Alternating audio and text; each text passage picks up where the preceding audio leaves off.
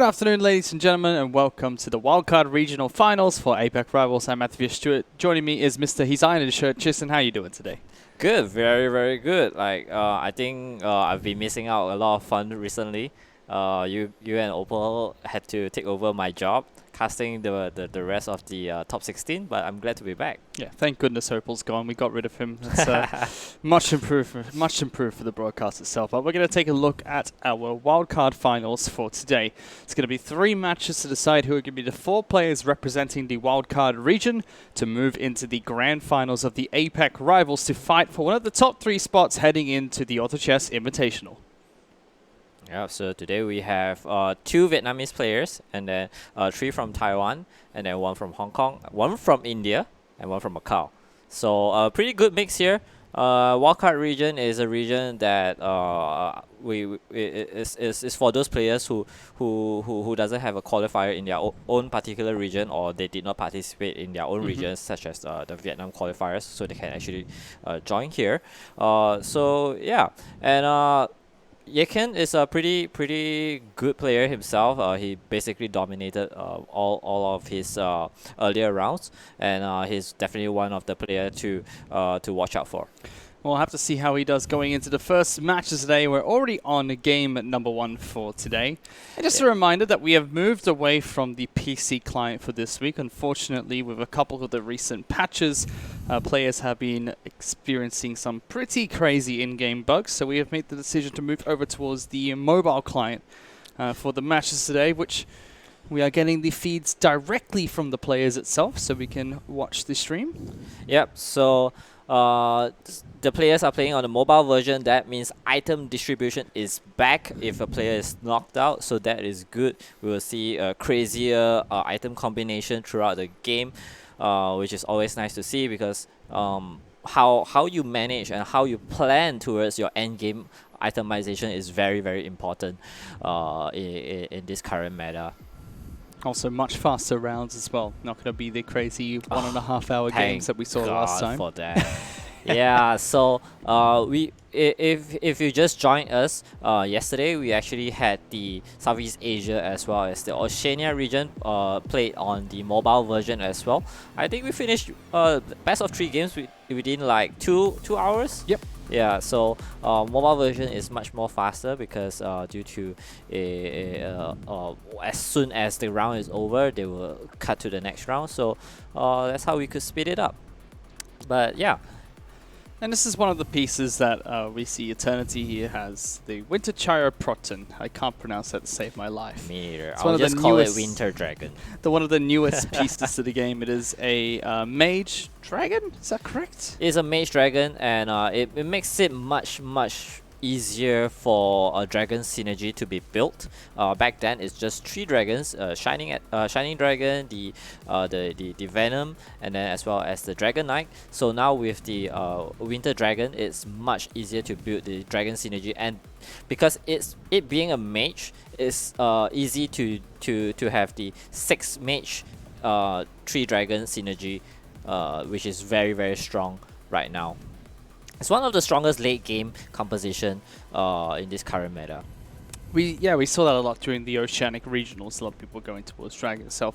What do you think the piece itself? Like, is it a very strong piece? That it's only a 1-cost piece, so a lot of people think it can be pretty weak. Do you think it is a worthwhile piece to pick up? I think it is a well, if it's in a mage composition, if it's a 6 mage composition, it's a must-have. But if let's say you are going with a feathered dragon synergy, it's not that crucial, because it actually doesn't do a lot of DPS. It's more like a utility kind of unit, where it protects a particular unit from being attacked. So it actually freezes it into a ice block, and then the unit attacking it will actually change target and then just ignores it. So it's very much a utility piece, and if your composition doesn't have a lot of DPS, it's not very useful. You can see it there, turning one of the units into an ice block. Immediately all the other pieces de-aggro, and heals up quite a bit of hit points as well during that time. It does have a pretty low cooldown as well, so during the mid to late game it is possible to get that ability off more than once in the game itself.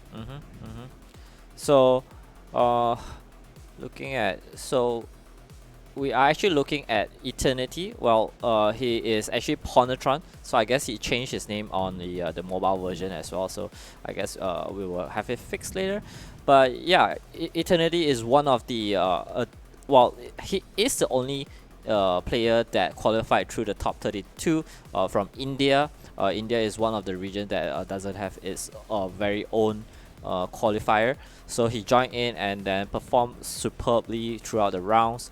And then it seems like he's trying to build himself towards the Dragon Mage composition. Dragon Mage composition with the addition of the Winter Dragon is much easier to build as well, because back then the God Mage composition requires the Shining Dragon, but you can actually substitute the Shining Dragon with the Winter Dragon right now. But the only downside is, like I said earlier, there's not enough DPS. But the good thing is you can actually put in another feathered unit into the God Mage composition, because back then you have the Wind Ranger, and then you have the Shining Dragon, and then if you add one additional feathered unit, you will activate the feathered synergy.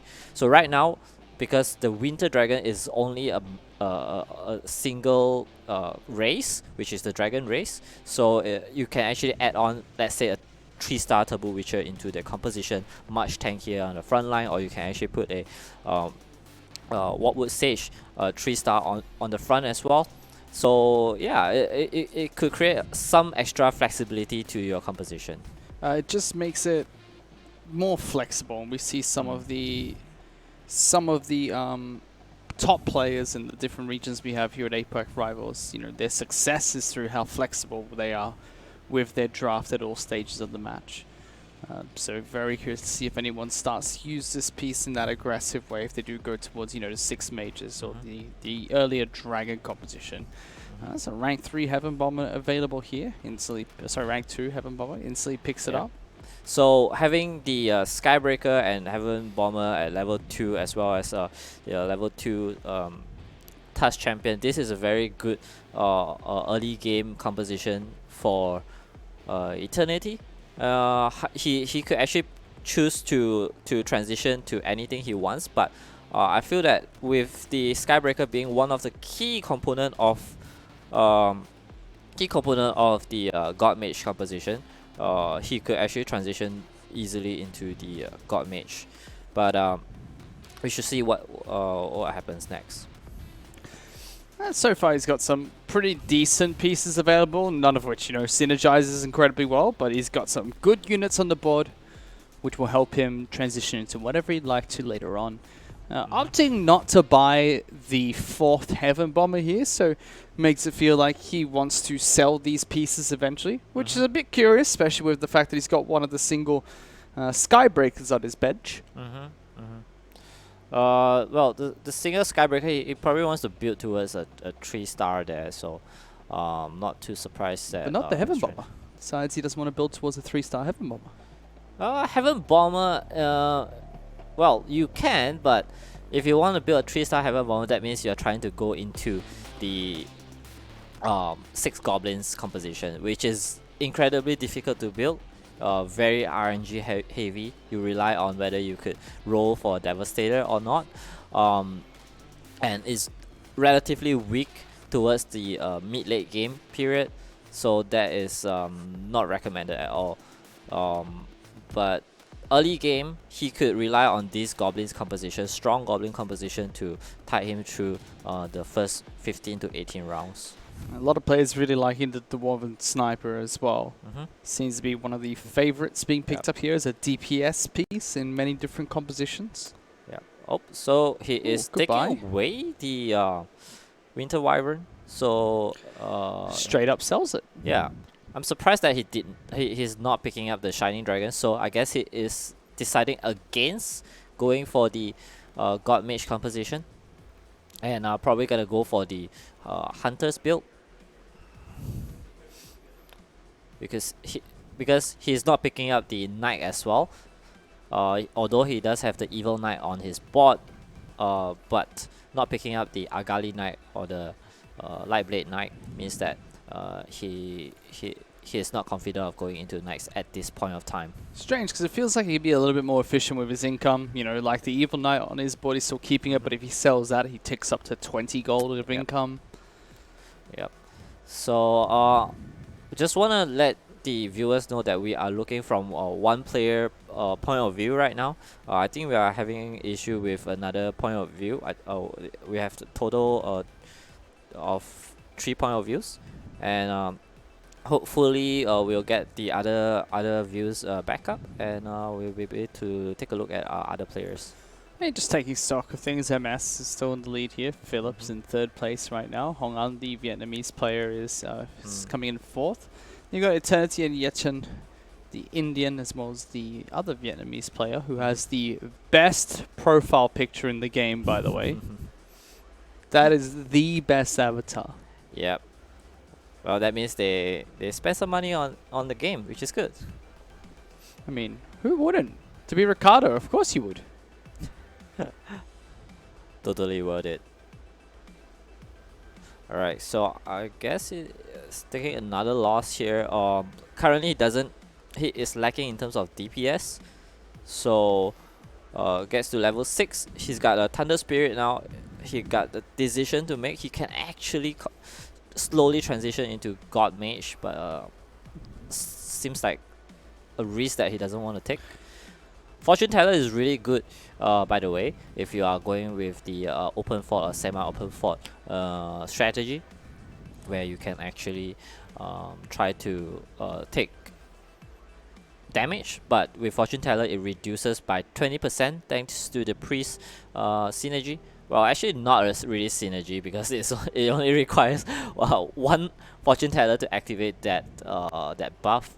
But it reduces 20% of damage taken by the player if the damage is more than 2. So that is why we see a lot of feathered build being built up nowadays. If they could pick up a Fortune Teller early on, they would just place the Fortune Teller, the only Fortune Teller at the front line. So he's got a decision to make here, whether he's gonna take that Shadow Devil as well, because he really needs some extra DPS. But he's probably gonna keep it at that to get his 3 gold interest. Seen at 30 gold for the moment, and although he's in 5th place, he still has 75% of his hit points, so Eternity should be feeling like he's in a very comfortable spot. Yeah, he is. Typically, you want to be at around 30 to 40 gold by round 14, and then by round 50 you will have 50 goals. But thanks to his the number of 2 stars he's got on the board, actually 30 gold is pretty good. So he decided to sell one of his unit and pick up the Abyssal Guard. Okay, he's got a Berserker and a Siren here, so those 2 will be really big pickup, because he could transition. Well, not really a transition, but more like closer to his intended Hunter build. I also feel like Berserker would be a lot better until he gets the Hunter synergy for the Dwarven Sniper. No, because Berserker is, although it's a great unit, but without the full Glacier Clan synergy, it could only do that much damage.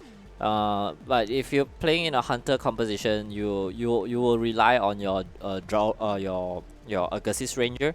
Your Augustus Ranger will be one of the key DPS, and then both, if you are putting Berserker and the Augustus Ranger in the same composition, you are fighting for the same those frantic mass kind of items. So that is not good. You want to focus all your DPS on the same unit. Which you just gave 3 wooden clubs over towards his Dwarven Sniper as well. Yep.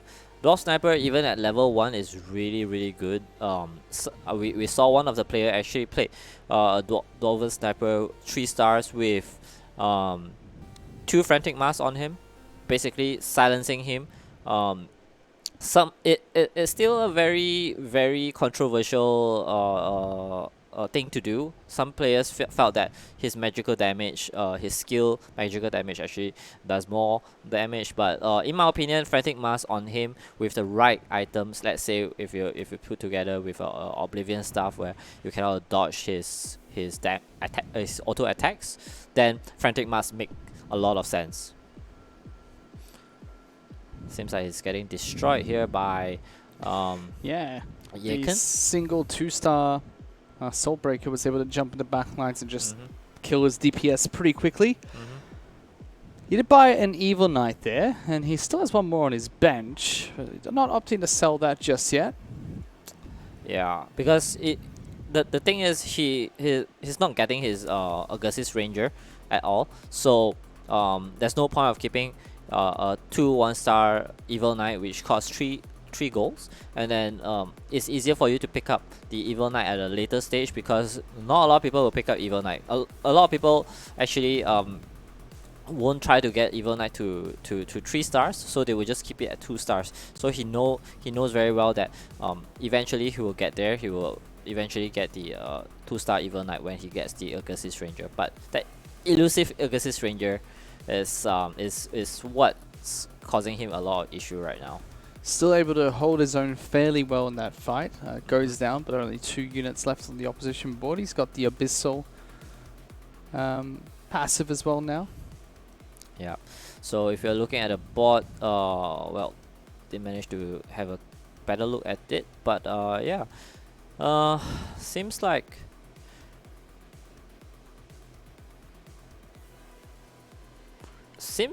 Pusun, which is the 7th player, with the number 4 in front of his name. He is although he is at the bottom 2, but he's actually having a win streak right now. So that's pretty interesting if we manage to take a look at what his composition is. He's got absolutely no mana. No mana, no gold for himself. So very little economy available for himself. And right now, Eternity is facing against the 8th player, and he's got destroyed by this Dragon Knight with the 3 mage composition. So this is such a strong composition, but it only works if your Dragon Knight is at 2 stars. So let's take a look at Pusun. Pusun is going for the Dragon Knight composition as well. He's got a 2-star Shining Archer here. I am quite concerned for Eternity. Why is that? Again, he is lacking in terms of DPS. He is relying on he sold his Skybreaker and Heaven Bomber, which makes sense because it is transitioning. But the way that he is transitioning is not what he really wanted, because you really want that Dwarf Sniper to be at level 2 at this point. Like, he picked up an egg here, a strange egg. I think if he picked up the 2nd Dwarf Sniper, he will straight away use it on the Dwarf Sniper because he can't afford to lose anymore. At this point, by round 21, everyone will have a very, very big power spike, and then it's going to be a huge issue for him. And he's also had the opportunity to try and pick up another Hunter piece there if he wanted, but he decided to shy away from it. Didn't get the Ranger. And still waiting to see what he decides to go with eventually here as well. You can see he's got, the Marine passive. He's got a Demon now. Not a simple warrior buff for his front line and the Hunters, but as much as he was surviving for an extended period of time, he is struggling at the moment. His last few rounds have been a little bit of a disaster. Still has 50 gold of an income, so should be able to hold his own. And should be able to scale up if he finds, one of those 2 lucky draws. Yeah. Next round will be crucial. He will see if I think he will level it to level 8 and then try to roll for those key pieces. There we go. 2nd piece of egg, and then he's probably okay. So he picked up the Soul Reaper to replace his Evil Knight, which is great. Now he's probably gonna use the egg. Yep, egg on the Soul Reaper, 2-star Soul Reaper. Gotta get another. Oh, he skipped the God of War. What? He's okay. He's got his 2-star Dwarf Sniper. Do it. Yep. so he could save his eggs on that. But he's also now got the situation where he can get his 2-star Medusa if he wants as well. Yep. Egg is available for that. Yep. It's not a piece you should shy away from. You know what's interesting? He got 3 eggs within the last few rounds. So those will be very helpful when he start building up towards his late game composition. But I'm just curious where is he gonna try to get his Augustus Ranger, because it's not showing up at all.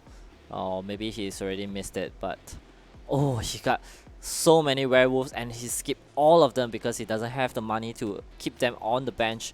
Werewolf is great, but it's probably not something that you wanna try to push to 3-star at this point. He went 2-star for the Siren there, and then I really wish he picked up some of the God of War. I felt that he's got the chance to actually go for 3 stars God of War. Although God of War is not the most important piece in this composition, but God of War 3 stars is still much better than a lot of other units. One of the best tanks in the game. One of the best tanks. Put him in front, he'll soak up a lot of the front line damage. Unless there's an assassin, he'll be completely fine. And he actually had, like you said, he skipped out on the God of Thunder. If he wanted to try and transition his build, he could have had both God pieces available to try and look for a transition. Opts not to. Meanwhile, we're checking in with the currently ranked first player. He is also going for a Hunter build here. You can see 2 of the Agassiz Rangers, and he has the Agassiz passive available as well to reduce armor, as well as that Hunter synergy going on at the same time. So Marine synergy as well to give everybody on the team extra magic resistance. Yep, so we are looking at Poppy, MS Poppy, and this is one of the most. This is the same composition that he wants to. He tries to the other player, that Eternity, that is trying to play as well, which is the Hunter build. And he's got all the Augustus Ranger that Eternity wanted.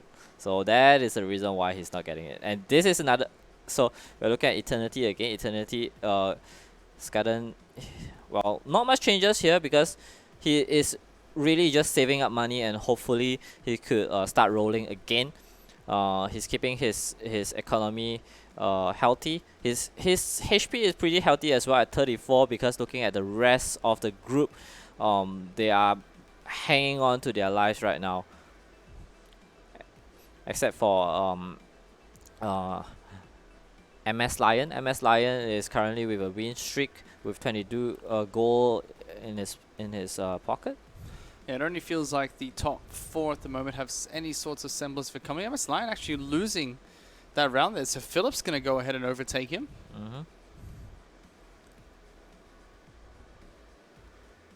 So no longer safe at the top. It just feels like Eternity, and the top 2 are looking okay for the moment. But MS and Philip both have a very good economy available for themselves. Yeah. I think Philip is very, very scary right now, because on his bench, he's got all those Source, Thunder Spirit, building towards a very, very strong late game Dragon Mage composition. And he's at the top with a very healthy economy as well. And it's going to be a monster. You just need to pick up some really good pieces, and then he could just roll through the entire game. Oh, that's a nice pickup there with a Ghost Blade. Giving it to the Sniper is great. If right now he gets a Dracula Mask to merge it into a Frantic Mask, that Sniper will be insane. Oh, there we go. Another Sniper. He just need 3 more with an egg. 3 more snipers with the egg that's currently on his bench, and he will be able to get that 3-star sniper. But it's such a highly contested piece. I think MS Poppy is struggling from getting any sniper at all, so he doesn't have any sniper. He's relying on Siren Agassiz Yeah, as but well he's as one the Wind Ranger. one Agassiz away from rank 3. Oh, we got a first knockout, and that's going to be Carlos from Macau. MS taking even more damage here. MS Lion playing the Dragon Mage composition. Dragon Mage composition that comes with Water Spirit is really strong. Water Spirit is one of the least contested unit for the past few metas because Assassins being one of the weakest synergy. But then right now with the Dragon Mage composition, you can actually utilize his tankiness. Actually, Water Spirit is very very tanky, and then his skill actually does a lot of magical damage as well, and is AoE based. So it's quite similar to how Shining Dragon works. Both of their skills, and then if you have Water Spirit, you basically have 2 Shining Dragons on your board. And if you pair it up with Thunder Spirit as well, then you will have the Spirit buff. The Spirit buff actually is much harder to build right now because the Stone Spirit has been taken out of the game. So unfortunately, Pusun is out along with Carlos. And you have to think that the Water Spirit as well is just such a good unit in the sense that it's an assassin, so it'll jump in the back lines to deal damage to the main DPS dealers, and then at the same time, when it gets its ultimate off, de-aggroes away from those backline players and then does damage to the entire board and gets into a safer position. So, Ooh. Strong piece. MS Poppy just got a 3-star Abyssal Guard. That's gonna be huge. 3-star Abyssal Guard is a monster. It does insane amount of damage. And there we go. We just spoke about MS Poppy, and right now Eternity is facing against it. That Abyssal Guard 3-star is just gonna slice through every single unit put in front of him. One hit, and that Soul Reaper is gone. Ooh. One more hit, and then how many more can he kill? Oh, unless this 2 Dwarf Sniper is gonna take it home. Yep, it will. So we got another knockout here. Hong from Vietnam. Hong is out as well. Eternity is building himself towards a very strong late game, but he needs some economy. He needs the Dwarf Sniper to go to level 3. Now we are looking at Poppy again. Poppy with the Naga buff thanks to the Abyssal Guard and Siren. It's gonna protect him from those mage. Which is There's a couple of mage players still in the game as well. Meanwhile, checking in again. Oh, we're moving all across the map. This is Yechen's board. Ooh. Yechen with a 3-star Hell Knight, but he's only got 5 HP left. Ooh, that's a draw on this board. That's a draw, yep. That's a draw. Yechen actually pulls it off. Eternity losing to MS Poppy. Unfortunately, facing MS Poppy twice in a row. The reason why he faced MS Poppy twice in a row is due to a certain player getting knocked out. So whenever a player gets knocked out, your matchmaking gets reset, so you have a chance of meeting the same player twice in a row. So that's really rely on a lot of luck. Some players may face the same player that they are strong against twice in a row, but some players will just hate it, just like what Eternity just had. He just faced one of the strongest player in the group right now twice, and there's always going to be a bit of RNG in order chest anyway. You can have a very solid composition here. Nike and 4 Glaciers, all of them are 2 stars and 3 stars. He doesn't really need to do much right now. Just hope for a few good shops that could give him. Ooh, that's. Oh, who is he gonna give it to? I guess this Ranger is so stacked with items, but he really needs that last one, or at least a. It's gonna roll for it. No, nope, he's gonna swap it out for the helicopter, right? Okay. That's what you do there. Yep. I'm not sure that's a wise move because like some players do have the Naga buff, And then in terms of magical damage, oh my god, that is a very bad helicopter. Yeah, that did ultimate. absolutely nothing. Yep. He's Like, still He just doing well. Yeah, he's still gonna win. yeah.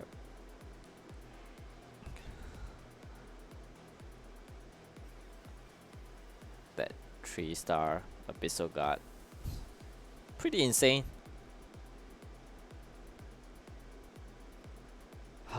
So unfortunate. He is just missing that one goal against his Ranger.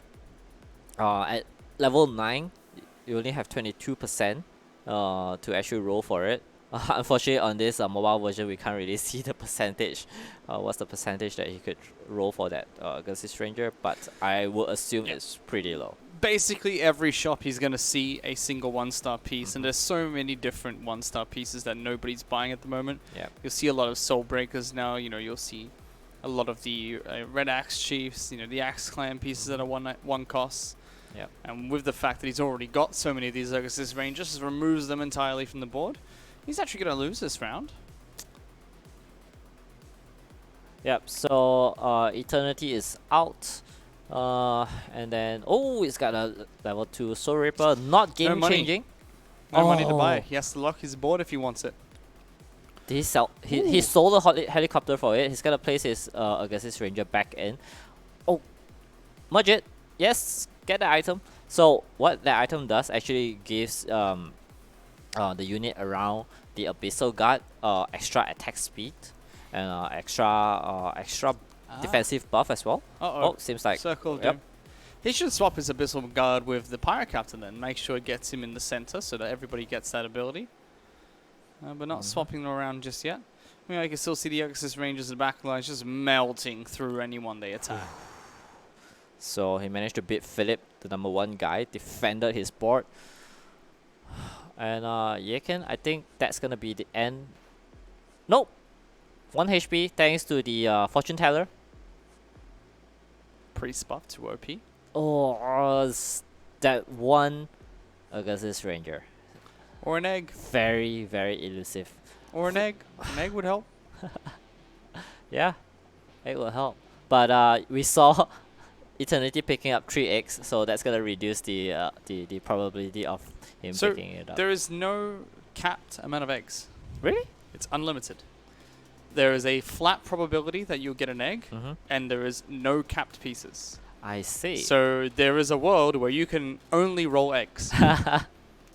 If you play, I think it's something like 55 billion games of auto chess, there'll be a game where everyone only gets eggs, no matter how much they roll.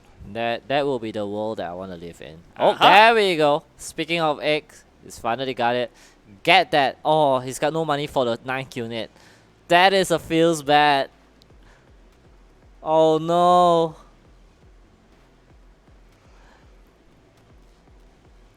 Oh no.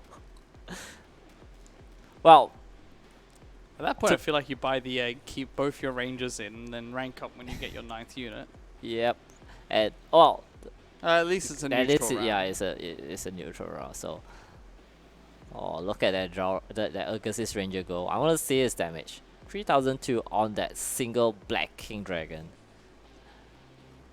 Teleport Dagger, probably the worst possible unit that he could get from this neutral round.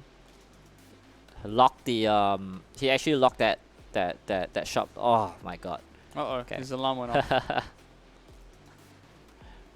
Right. Right, so he gets the second Pirate Captain, level 1. We are checking with the other boards. 2-star Dragon Mage composition available. It's got a helicopter at the front. That helicopter is not gonna do anything being placed there, because the Abyssal Guard will just rip through him. Yeah, at this point, his Augustus Ranger does way too much damage. Only 3 players left. The DPS shared between all the units are pretty good. You see like average of 2000 DPS between 4 to 5 units.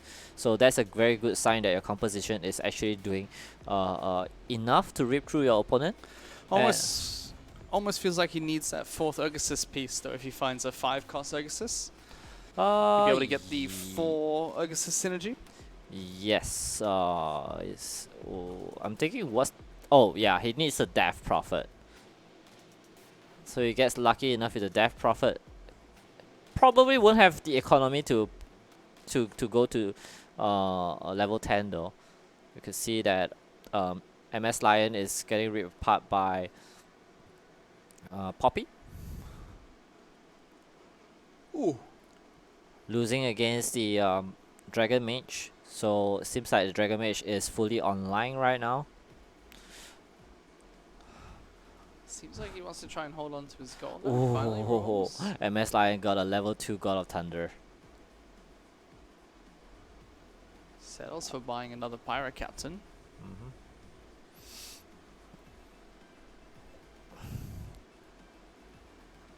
Alright.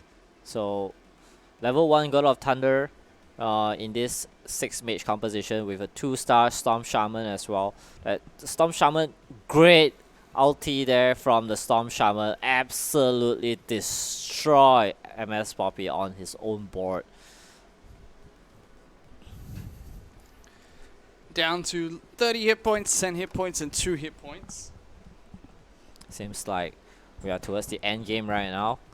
But MS Poppy staying alive, but only just.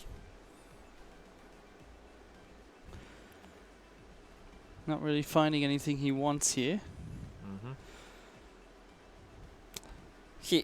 If he could get the second Pirate Captain to 2 stars, it's actually really good, but it's probably not gonna be fast enough to actually stun the backline of the Dragon Mage. Yeah, there's also a world where he gets, you know, the Death Prophet now, and then he goes immediately to go and sell that Pirate Captain 1, put the Death Prophet in straight away. But I think that's going to be him knocked out here. That's a lot of damage coming through. Abyssal Guard is might have saved still already in the backline. He's trying to see who's getting... Oh! MS Lion got knocked out before him. He actually survived this round and then picked up some really strong item. Get that egg, get the Pirate Captain to level 2. I think he might have a slim chance of winning here. Oh, we'd have to see what's going to be on Philip's Oh, board that coming Jade through. Pipe. That's big. That's huge. That is immense. That is probably going to be the game changer. He is against a level 10 who has 3 times his hit points as well.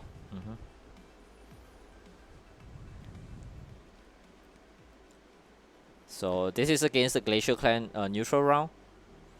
And That I think Abyssal Guard just flew through. I think to the both back players line. should be fine. Yeah, he's got the Blink Dagger on the Abyssal Guard. I really like the Blink Dagger. I think you can do so many creative things with it. A lot of people hate it. Oh no! Is he gonna lose against the neutral? I thought both of them be fine against him, but he's got no AoE damage. Uh-oh. Oh! It's gonna hurt. Oof. 8 damage, down to 2. Both of them taking 8 damage, actually. Well, the thing is, the Glacial Clan round is really, really tough. One of the toughest neutral round. If you don't have enough tank to actually soak up the damage, his Abyssal Guard was just melted in the back line because of being teleported all the way to the back. You need AoE as well to clear out the small Glacial Clan units, because if you can clear them out, that's majority of their DPS dead. So don't feel bad if you lose against the Glacial Clans, but yeah, just feel really bad. Oh, how do that you God fight of that? Thunder. That's just so much. Is just ridiculous. Oh, but the Pirate Captain managed to salvage it. So managed to defend on his own board. So this is why two Pirate Captain is very important. Only if the ultimates lands correctly. I mean, on the other board as well, Philip was able to defend perfectly fine. So both players defending against one another. He still can't find it. He can't find that 4th Ergosis piece. Gets the 4th aggressive pace, and then his physical damage will just basically tear through the Philips front line. He really needs it because that 3-star God of War is way too strong, way too much HP. Abyssal Guard, very useful in the back. Oh, that 3-star Dragon Knight though. Uh-oh. That's gonna be the end of this game. Uh-oh! Not like this! Oh man. All the items just fly over to Philip's board, who is the victor for game number 1. Yeah, so that level 3 Dragon Knight, well, he actually didn't need that level 3 Dragon Knight, but eventually he managed to get it as well. But getting second place is pretty good. It's actually it's a best of 3 today, so getting the very good start is very important, and then try to keep that up, maybe stay within like top 6 to top 4, and then the third game try to stay within that as well. You'll be pretty safe. We saw some players getting first place, and then just second game get like top 4, and then the third game they just completely or like what we saw from Super Triple X yesterday, where he lost the first game like last place and then won 2 back-to-back games to make it into the top 4. So consistency is the key, and we'll be able to see where all these players currently stack up after that first match of this 3-match series. Currently, it's going to be Philip in front, Poppy just behind, Miss Lion, as well as Yechen in the top 4. Huanatron, also known as Eternity, Huang, Pusun, as well as Carlos in the bottom 4 at the moment. Yeah, so Yechen is doing okay, considering that top 4 is very important in this style of format for this kind of tournament. So top 4 is something that he can build on, and then try to get into a composition that he is much more comfortable with. I think he did pretty well with the Knight Glacial Clan Knights composition there, but he probably lacked a bit of DPS at the back line, even with the Aggressive. Yeah. But we got to see him come out on top. We're going to go take a break. We'll come back with game number 2 just a bit.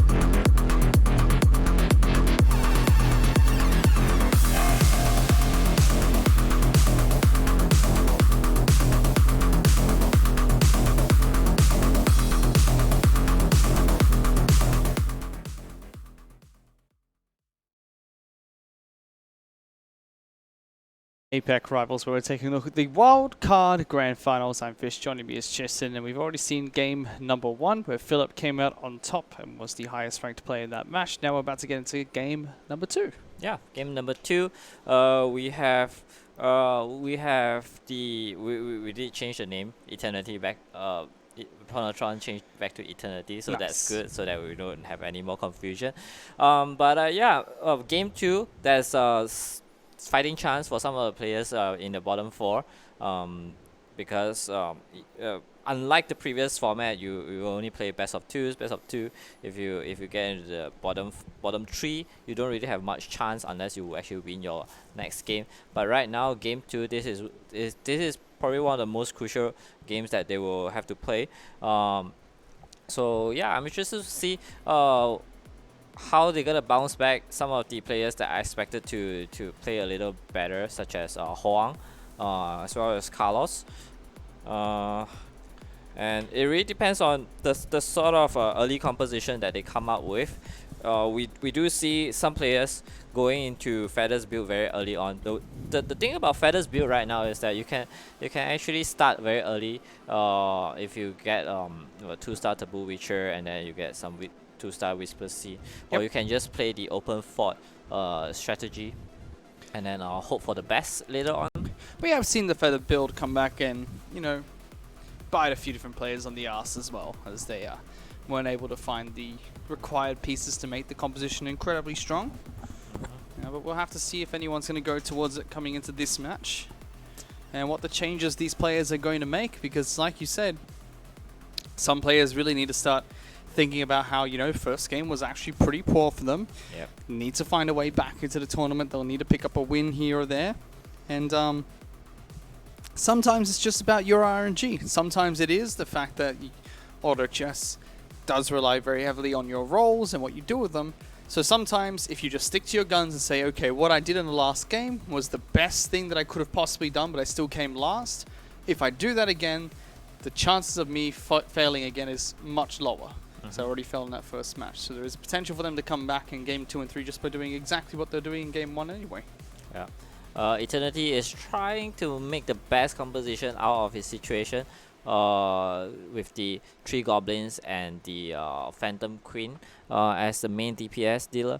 And over here we are looking at MS Poppy again. MS Poppy gonna lose out against the another warrior composition with actually that's one of the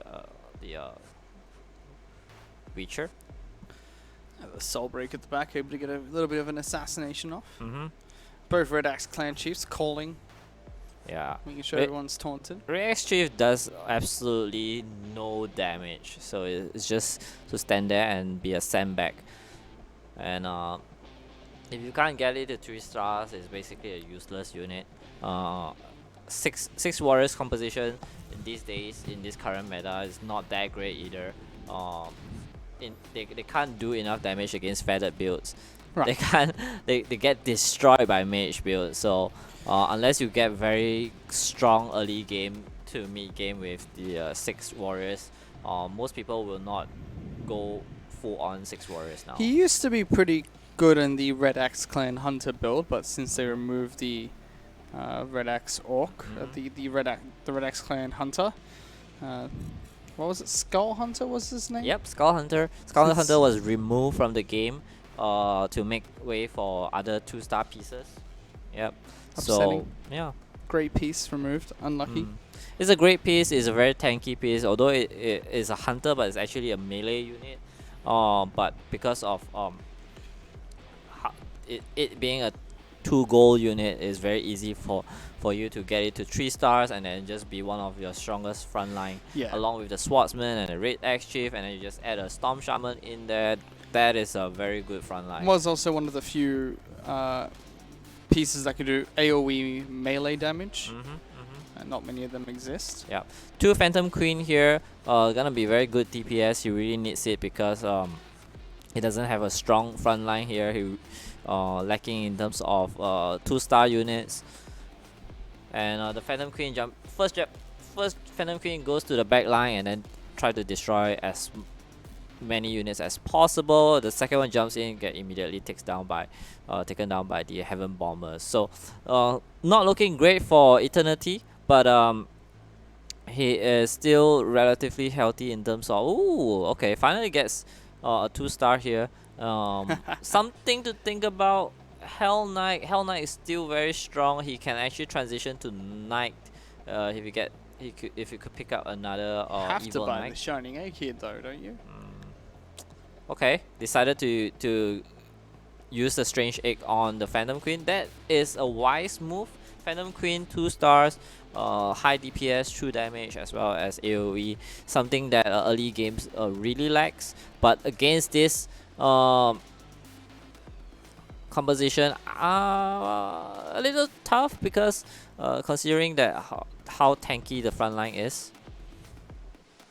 Yeah, that sniper just snipes away, and the unfortunate thing is that he didn't place his Phantom Queen far back enough. So it didn't jump. Yeah, it did not jump and did not do what it's supposed to do, which is to destroy the back line. And sometimes that's okay if you want to be able to deal more damage to the front line, but when the front line is a Red Axe Chief Swordsman, you're not going to be able to deal enough damage to get through the double Red Axe Clan warrior combo.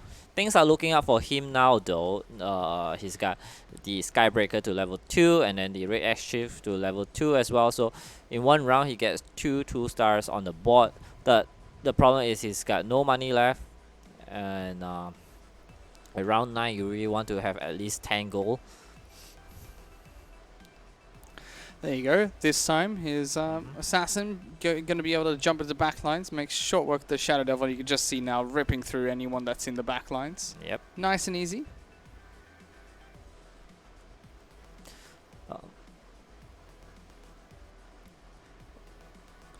But still not enough for him. The tanky front line still comes back and hurts Eternity quite a bit. Yeah, he played against MS Poppy. MS Poppy has a strong do have the 2-star Reaper with a 2-star Soulbreaker. 2-star Soulbreaker, because of the low cooldown, its skill is way too strong for most unit. Most unit would just die to the skill. But now he's got his own 2-star Reaper as well. This is gonna cause him some issue because you don't really know how is he gonna transition. He picked up the werewolf there, and then he's just looking through what other players are playing, considering what sort of move he wants to make. Interestingly, not a lot of them are going towards Knight, so maybe Philip is going for Knight, but it could I think some of the players are not brave enough to transition towards something that they are comfortable with. Okay, so he's got 2. Wait, this is from Poppy. So Poppy relying on the Shadow Devil to do most of the damage, as well as the Soulbreaker. Good front line with the Warlock buff. Now he's gonna help out his Soulbreaker a little bit. Makes the Red Axe Clan Chief really tanky. He can be a part-time unit as well, so eventually when you reach around 20, you can sell the Red Axe Clan Chief with no repercussions. So putting the items on him early is not a bad idea, especially if you just want him to be tankier, deal that little bit of extra damage in the early game, give you a higher chance of success. Yeah. He's one of the most efficient pieces to put the Blink Dagger on if you ever get to that stage.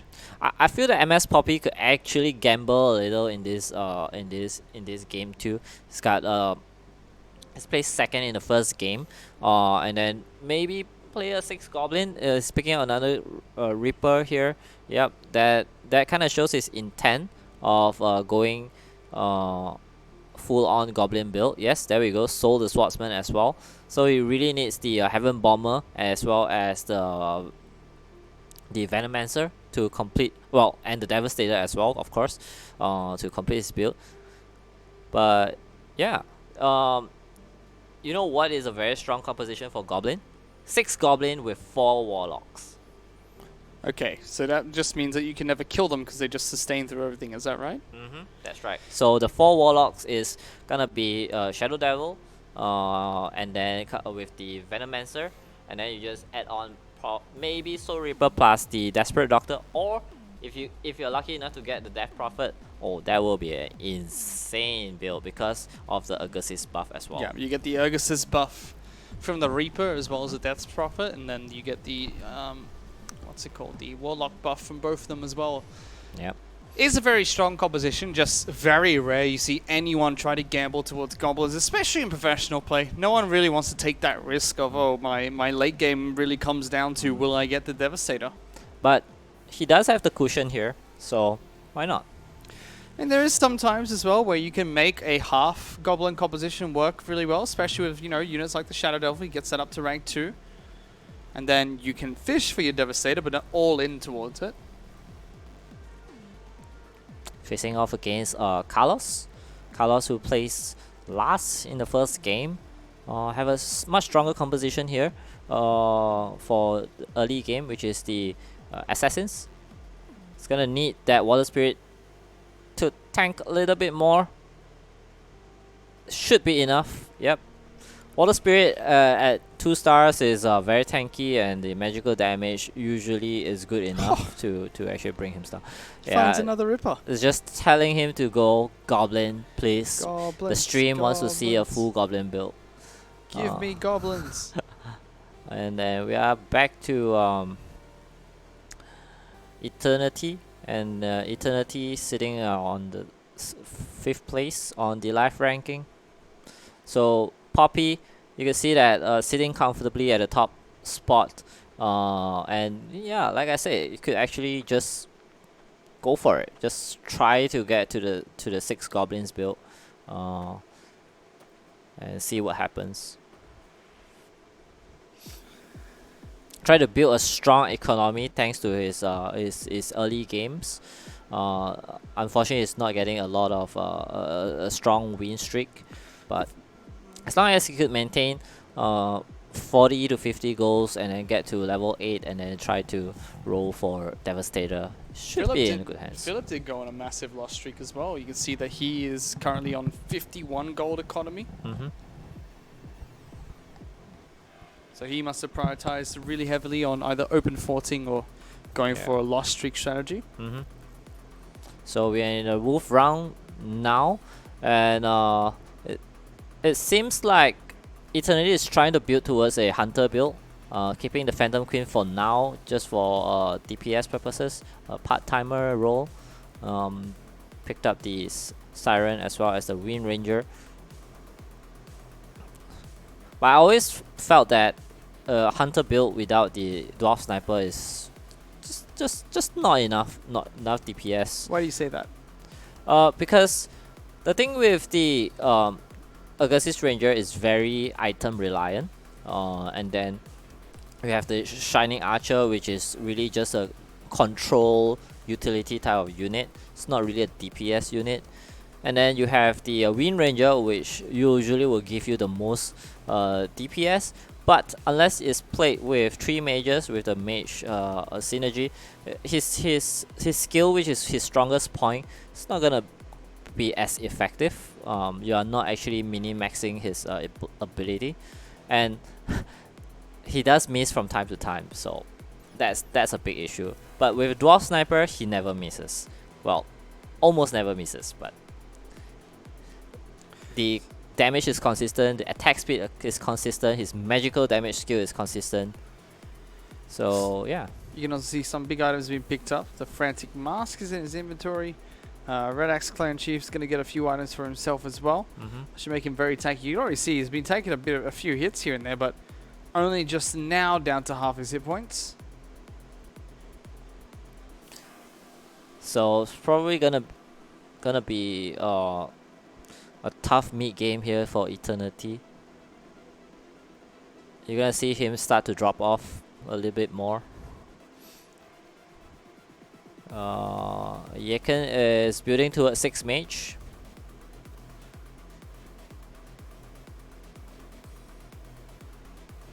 Gonna go level 7 on, yep, and then still needs 1 hunter there. Gonna bring his gonna sell his Phantom Queen and bring that Evil Knight in.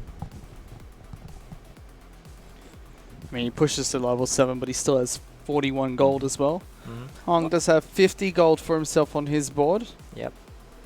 You can see. Poppy, not much change to his composition with the 2 stars Reaper though, just spinning to win. But should be enough. Shadow Devil at level 2, that's enough true damage. One more ultimate. Well, Caster Curse. How dare you say that he's God going to damn win it. when he's not going to win? Shame on you. My bad. I'm sorry, MS Poppy. It's my fault.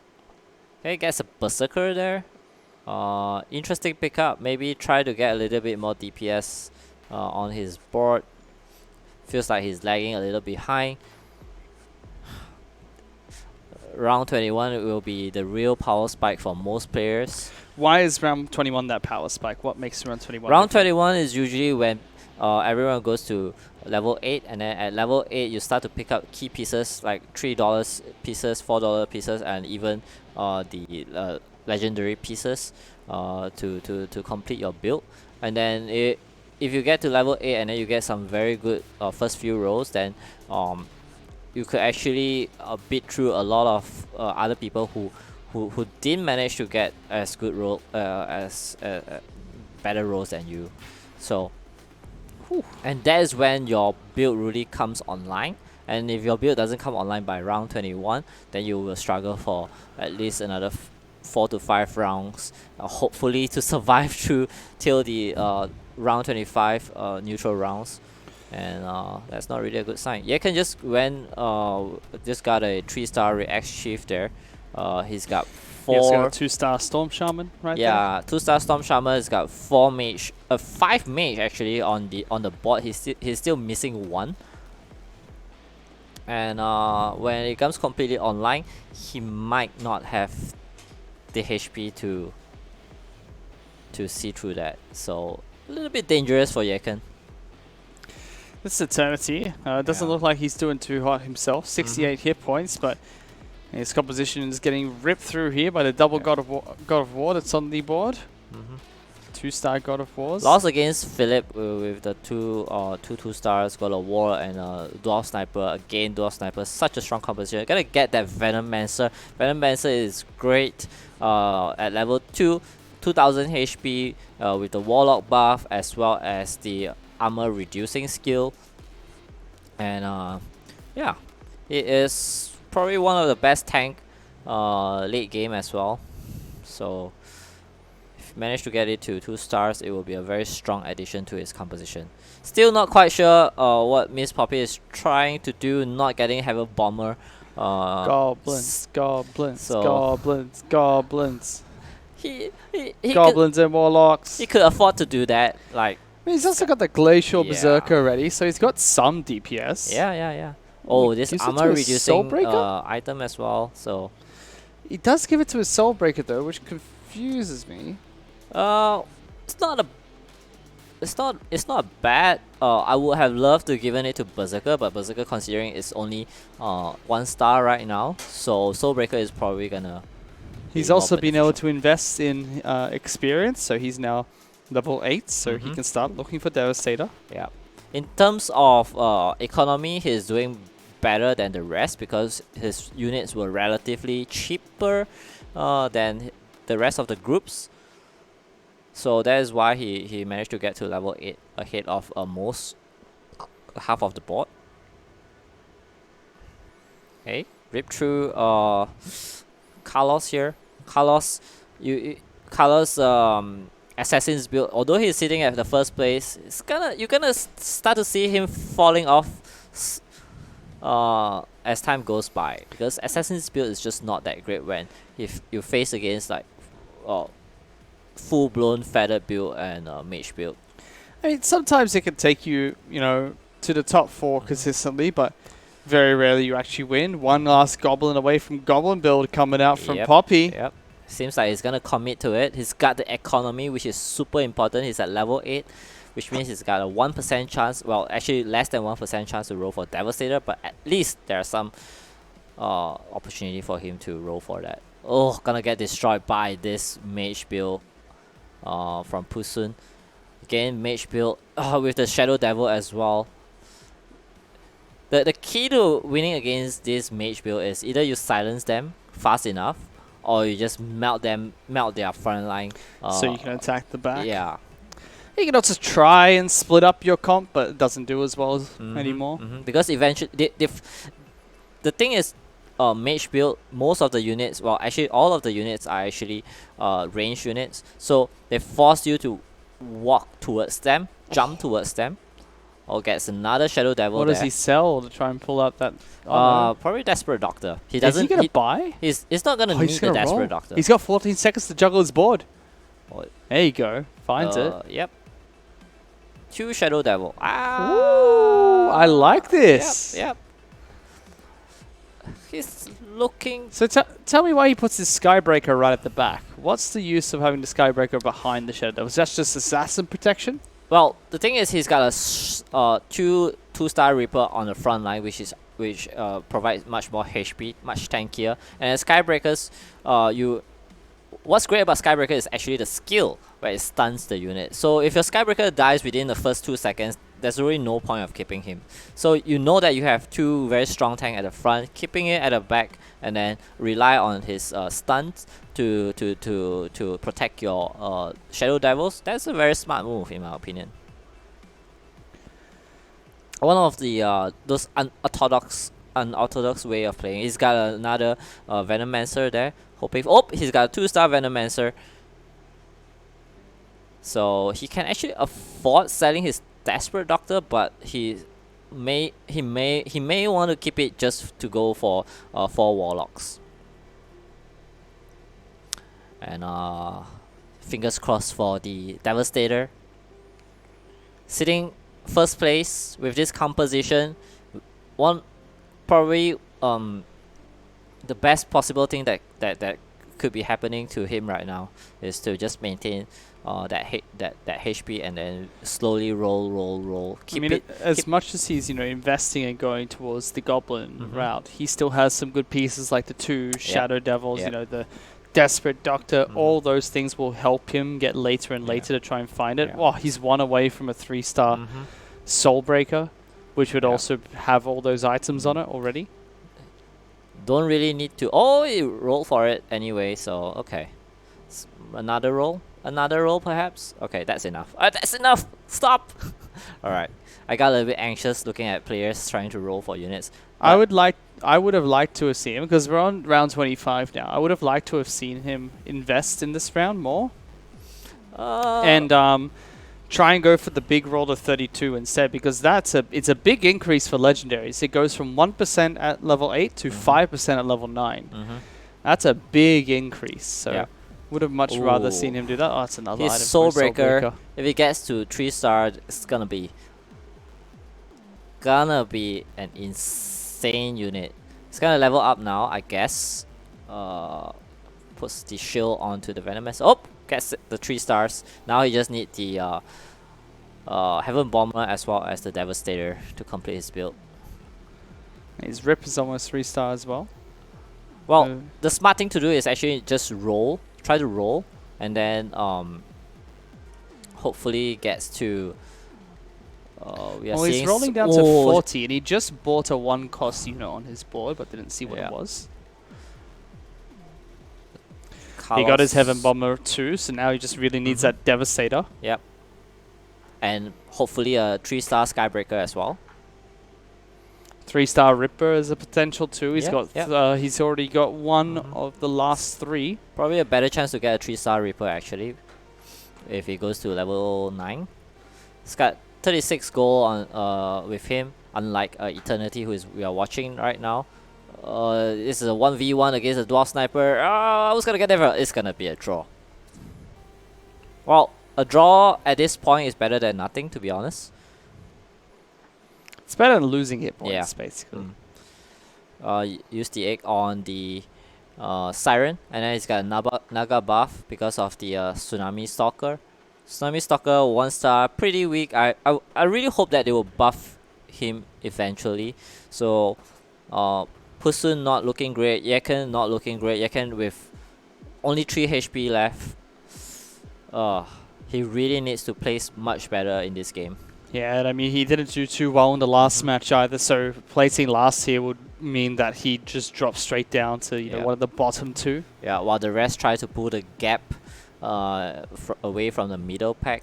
So, meanwhile, He holds on for another round here at least, Yeken. oh, MS There Lion we go. gets knocked out before Yeken, so Yeken could at least get a point here. Philip is pretty close of elimination as well. Now we're looking at Miss Poppy again. He needs to rank up. He needs to get to level 9 to fish for a Devastator. No, he wants to stay at level 8 because he wants to roll for the 3-star Skybreaker as well as the Ripper. And But the then Devastator... you still have a chance for Devastator, but you have a lower chance of rolling those Skybreakers at level 9. So this is actually a correct move from his part, but his HP is slowly chipping away. So try to survive till round 30 and then decide what to do next. Carlos just had a huge power buff, huge power spike there with the 3-star Shadow Crawler and a 3-star Water Spirit. So that's why he's sitting at the top. Well, the Assassins are still doing pretty okay. So he decided to go level 9 now. Does he roll down? Yep. Ooh, Skybreaker. Here we go. Keep rolling. Oh, he got a 3-star Skybreaker. They're gonna put one more unit in, so have a bomber. He's just Gonna keep rolling. Is it 20 gold? No. I wouldn't. He's gonna stay there and survive for 2 more rounds. At least 2 more rounds. Okay, face against Eternity, probably the best player for him to face against due to Philip also relatively got weaker. eliminated, by the way, like you mentioned it. So now Philip only has 10 points total. The one from the first round and the loss here. And he's also going to do fine on his board with this Goblin comp that we're watching, Poppy. Yep, Yeken just got eliminated there, so Yeken will have a total of 7 points, I believe. So roll, roll, roll. Oh, it's not seeing any legendary. Well, the Rogue Guard just keep appearing. Death Prophet. Oh, might want to get the Death Prophet. Yeah, he should. And He the should. Soul Reaper as well. If he buys the Death Prophet, he can have The 4 Warlocks. 4 Warlock synergy. Yep. Because he does have 2 Shadow Devils on the board. I think he locked the shop. Because the shop actually has got the Soul Reaper as well as the Death Prophet. He can actually swap out his Desperate Doctor as well as one of the Shadow Devil for it. And that would work as a pseudo Goblin buff because everyone will be able to heal up quite nicely. Let's hope that he actually locked the shop. If not, I'll be very sad. No, it did not. Oh, he but got a Devastator. Alright. Can't complain. Nope, I'm not complaining at all. That's the best shop for him. I at feel this like you point. take the Ripper out here. Yeah, I feel like you take the additional Ripper out here, but he's taking the other Shadow Devil up. True, but not sure. This is a tough decision. It feels like the Shadow Devil has gone way beyond. Oh my god, he's probably faced against the worst possible opponent here. That bomb probably just gonna reach the front line. The front line is melted away already. Should be not a big loss here against Posun. Oh, could have gone way worse. Huang getting eliminated after Yeken. Both Vietnamese players are out of game 2. So the remaining is... He's got Ripper 3 now. Alright. Alright. Put that Shadow Devil back in. Put that bad boy back in.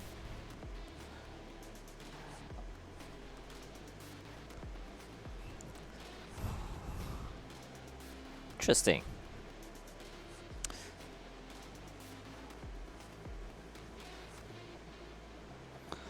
Yeah.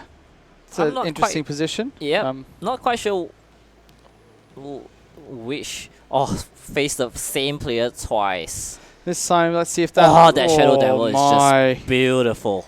Yeah, as much as he plays the same Oh. player twice, he just takes so much damage because of his positioning. Yep. Still gets into the top 3. Pusun gets eliminated. And then seems like... Look at all the items of this Soulbreaker. My goodness. Yep.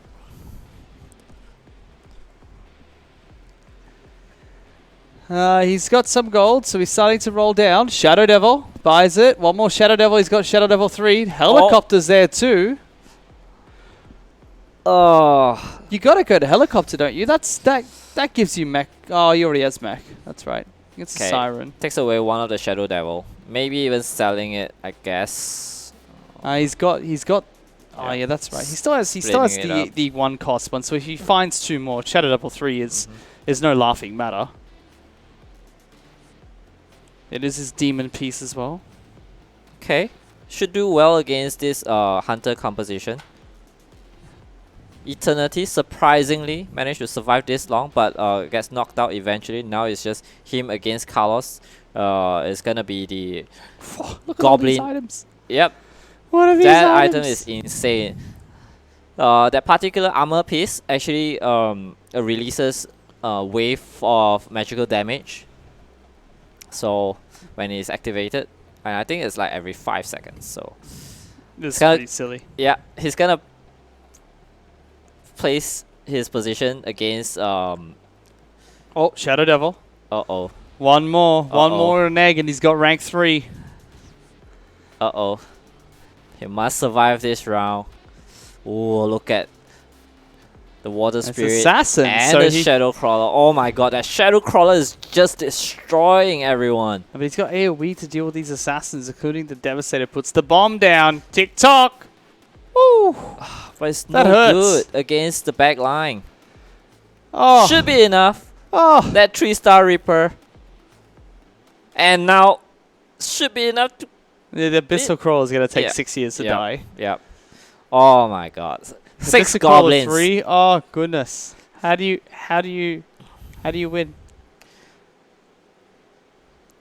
Heals back up. Yep. Managed to defend his board, so that's good. But Carlos is gonna be very difficult to beat.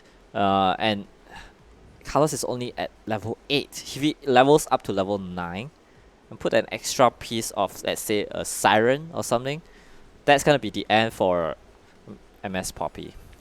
I think he's really hoping he can get his Shadow Devil 3. So he gets that. That's going to be a good game.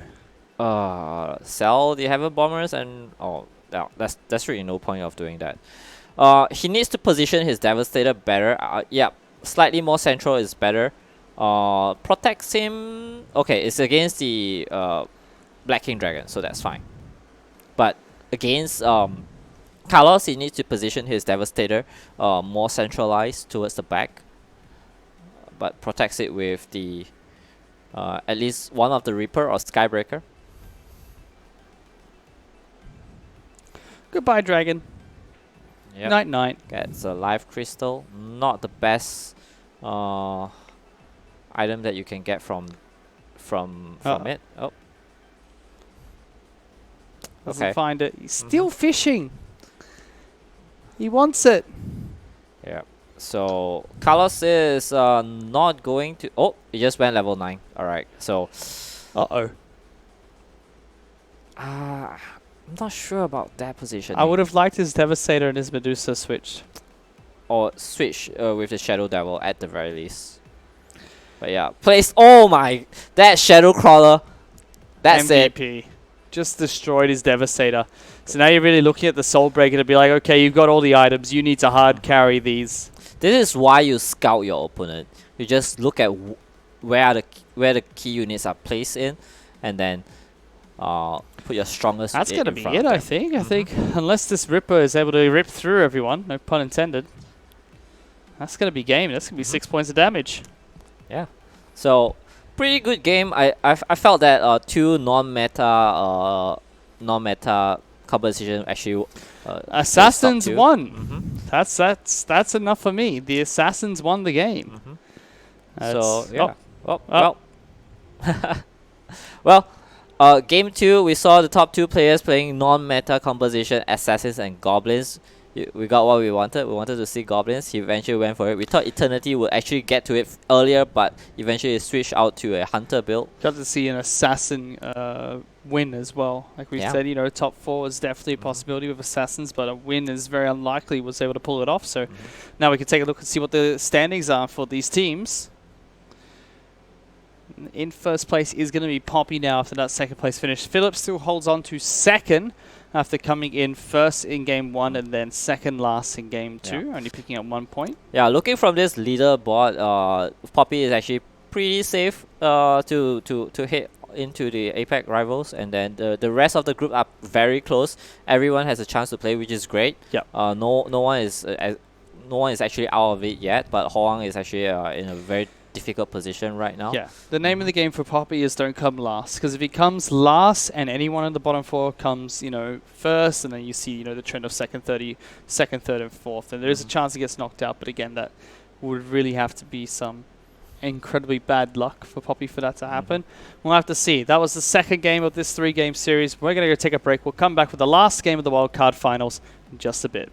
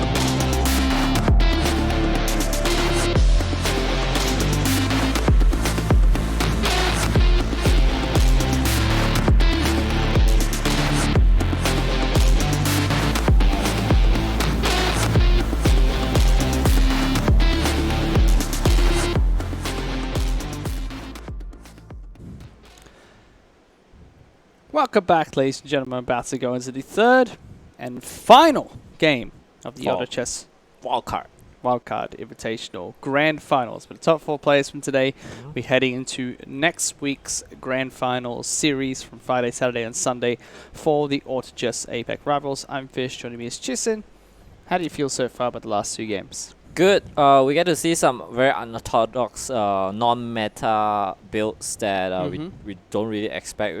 We before the games we actually talk about like how strong Dragon Mage is right now in terms of the when you play on the rank in the game. But somehow Assassins, if you manage to get a good early rolls and then you just build up your economy and then try to roll for those 3 stars, the Shadow Crawler 3 stars is incredibly important. So.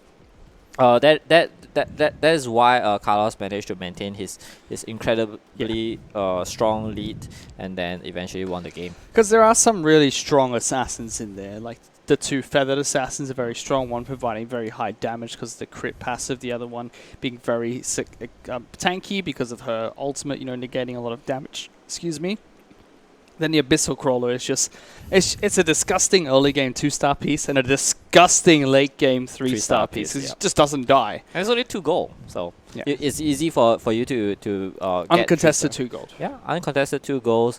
Usually people just pick one of it just to build a Naga buff or 4 Naga buff, but typically it won't be picked up unless it's an assassin meta, but it's non-assassin meta, so you have the confidence to actually get it to 3 stars and then just try to stack as many items on it as possible. Try to stack up his HP, regeneration, as well as a mana regeneration. So that is the key to success to build a great assassin's build, is to have a 3-star Abyssal Crawler. And ultimately the downfall for Poppy there was positioning. We saw the Devastator just get 2-shot at the very beginning of the fight.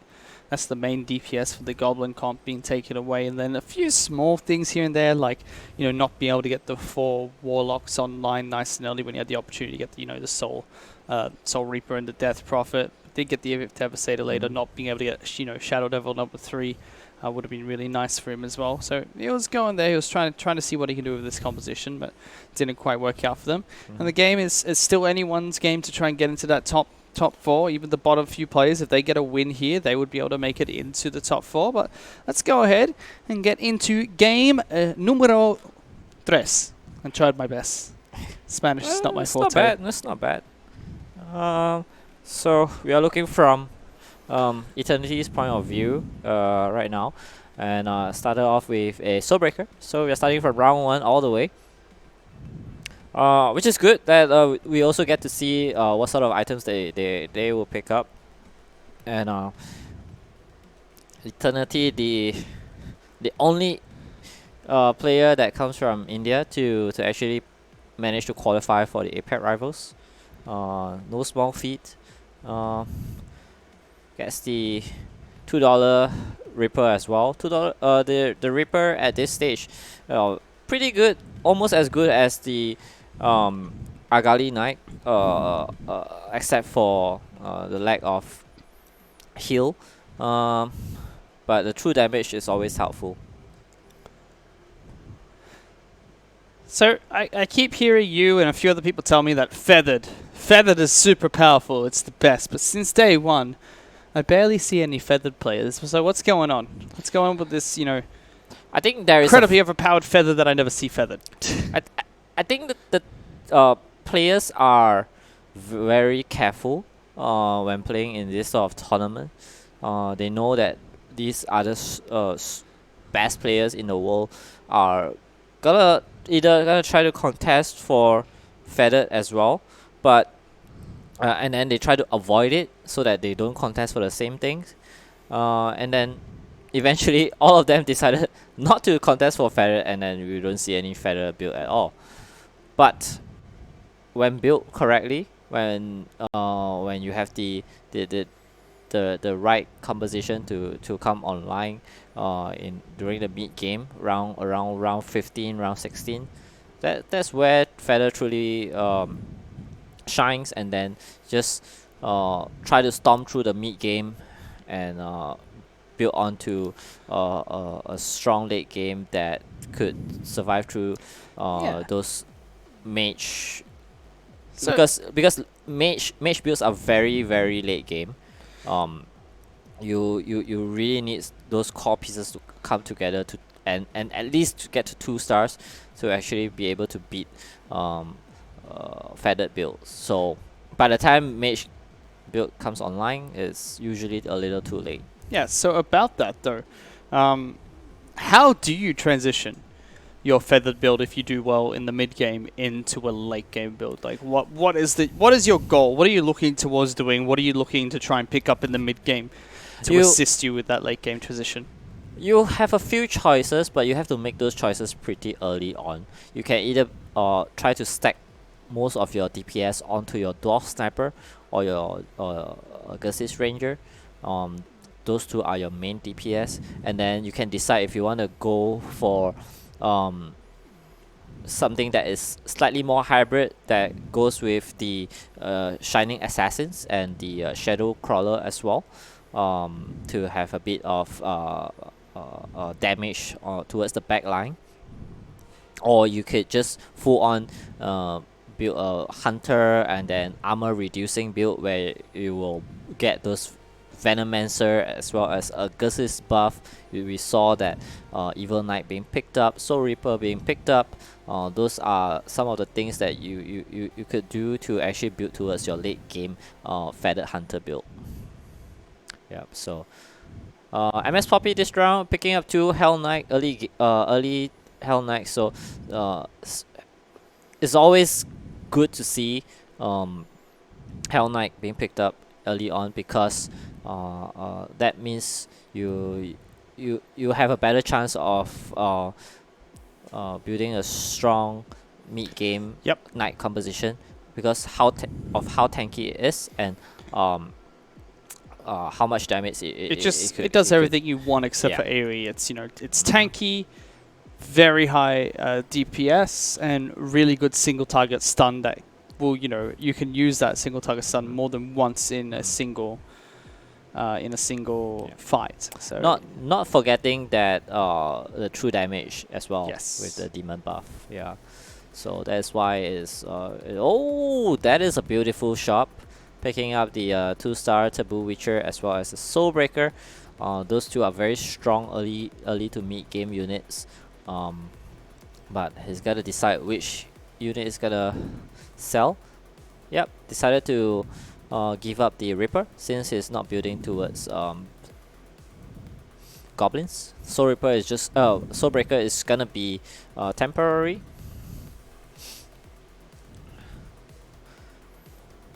And I think Eternity do have the flexibility to go between 4 glacial with feathered maybe, or going towards the feathered builds, but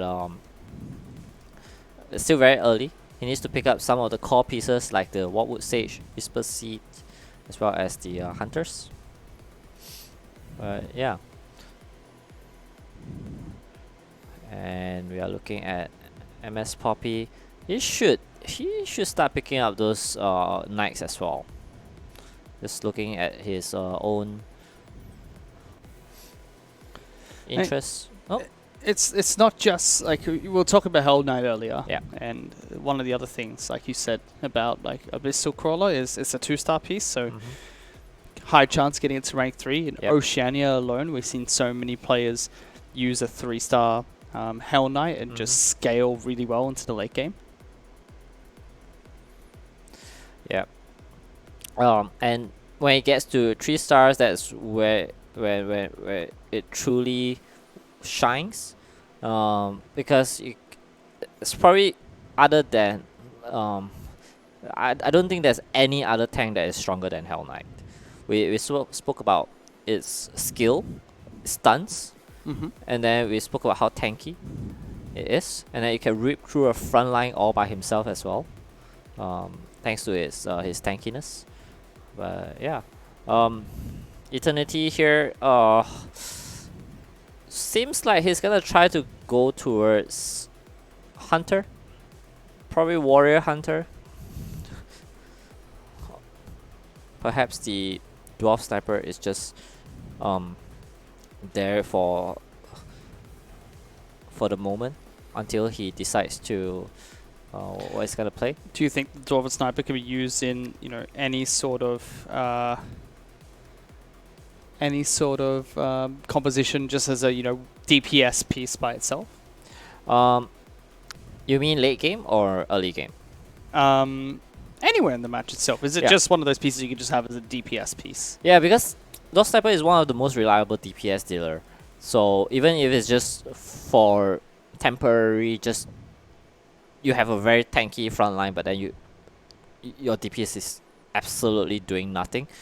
So put in a Dwarf Sniper there, and then you get something that could protect you all the way from the back.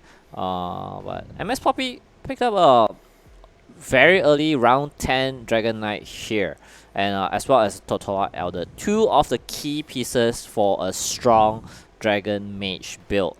He picked up the Winter Dragon as well, so seems like he's gonna transition towards that. Keeping the Hell Knight is good as well in the Dragon Mage build, because Hell Knight does synergize with the Dragon Knight.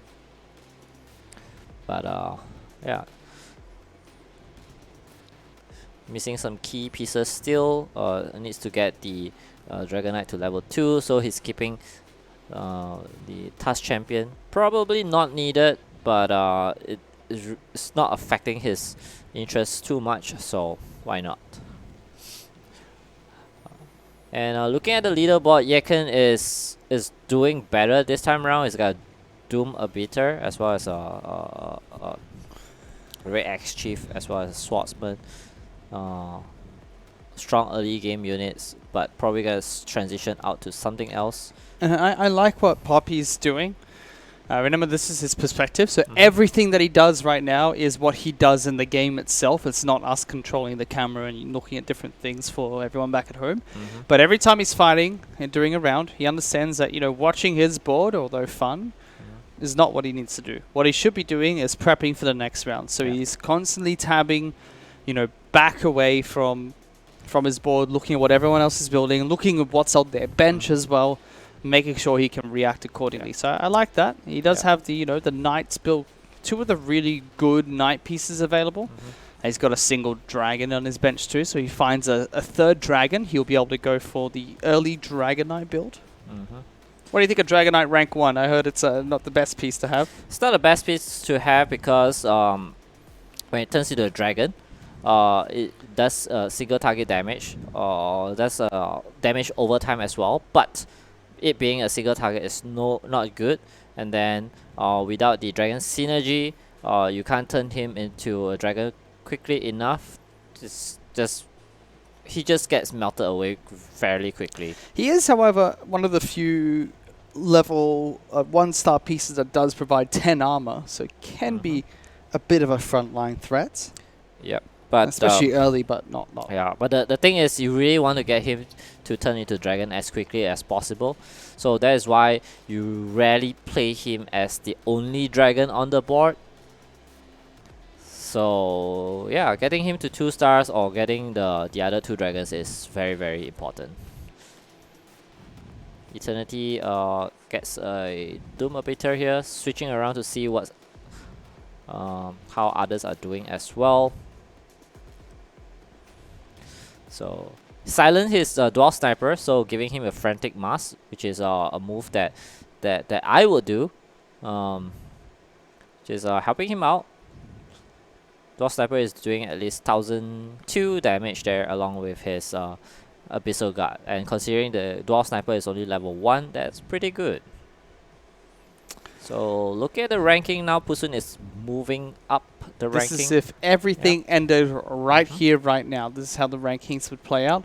See, Hong only has 5 points, so if he wants a shot at getting to top 4, he needs to finish first. That will give him 14 points. It's gonna be tough. It's gonna be tough for Hong especially. It's a very tight race between all these different players as well. Yeah. and he's only got 27 HP left at round 14, so it's not looking great. Yeah, not looking too good at the moment. Now, seems like MS Poppy finally got the Dragon Synergy. So he needs at least one more mage to get the mage buff. Oh, he can get dragons. Yeah, get a dragon and let's take the venom. He's got out. dragons Yeah. and mage, right? Three Three mages. mage. Yep. So that's how you build towards the 3 mage, and it helps the Totola Elder as well. It helps the Dragon Knight as well. Now, his only mission is to get them all to level 2. Without that, his build is absolutely worthless. Yeah, not looking great, but he does have lots of different synergies. He's got the human synergy. He's got level 1 knight synergy, level 1 mage synergy. He's got the demon synergy. You can see it all top right corner of your screen. Dragon synergy. So he's got the KFC variety bucket build at the moment. Not too bad. And you just see the Hell Knight. Skill refreshes so quickly. You could always get that stun down, and he makes short work of the wall. So one of the few times you'll see this late into the game, 15 rounds, a 1-star composition is going to do okay. Something to think about whether he wants to pick up the Wind Ranger or not. Considering he's got the mage buff, he could actually use the Wind Ranger next round if he gets to 2 stars, and he gets to level 7, so that he could put him in as well. So the extra AoE damage that it will provide will definitely help him. But his front line is way too weak right now, and I believe this should rip him apart. He actually sold his werewolf there to make sure he gets 50 income. He's going to get ripped apart, like you mentioned, in this round. Yeah. So, looking at Huang actually won his round, and Huang is actually building towards a Dragon Mage as well. I think his Dragon Mage is actually online with some 2 stars units. So Huang's he could build those 2 dragons, but he sold his one from earlier in the game. I think he doesn't really want the Viper, the Venom, sorry, on his board anymore. It doesn't really work in the Dragon Mage composition.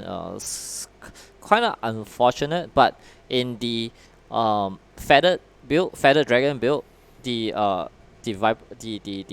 Viper is actually works very good, because you can actually combo it with the Shadow Crawler as well as Shining Assassins to have the Assassin's buff as long as the Dragon buff. Something we talked about during last week's broadcast was the fact that it's the only Assassin Dragon. So when you have the Dragon synergy, it uses the Dragon passive first, so it fires off its ability. And then it takes the Assassin protocol of jumping into backline. So by the time the Venom jumps into the backlines, everyone on the other team has already targeted something else on your board.